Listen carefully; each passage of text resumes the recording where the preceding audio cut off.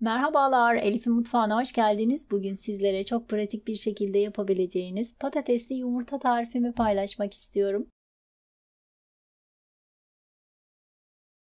Bir adet orta boy patatesi ince dilimler halinde halka halka keselim. Bakın bu şekilde çok fazla kalın olmasın.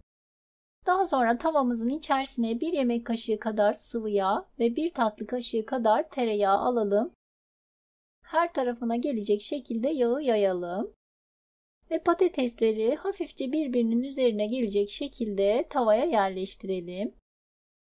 Ben bir adet orta boy patates kesmiştim ama tavamı doldurmadı. Bir adet küçük boy patates yine kestim. Siz de kişi sayısına göre miktarını ayarlayabilirsiniz. Hem yumurtanın hem de patatesin.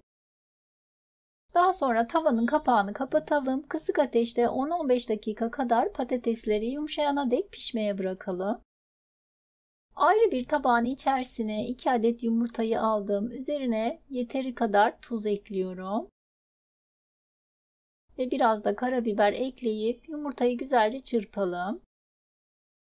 2 yumurta gözüme biraz az gibi geldiği için bir adet daha yumurta kırmak istedim. Toplamda 3 yumurta kullanıyorum. Tekrardan güzelce çırptım.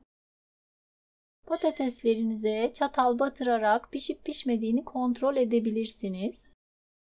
Benim patateslerim pişmiş, üzerine çırpılmış yumurtayı döküyorum. Üzerine bir miktar pul biber veya toz biber de kullanabilirsiniz. Serpelim. Biraz daha tuz serpmek istedim üzerine.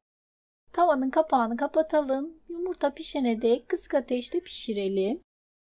Ve patatesli yumurtamız pişti. Servis tabağına alıp dilimler halinde keselim. Ve sıcak sıcak servis edebiliriz. Bakın patatesler de pişti. Yumuşacık oldu. Deneyecek olanlara şimdiden kolay gelsin, afiyet olsun. Beğeni ve yorumlarınızı bekliyorum. Videomu izlediğiniz için teşekkürler.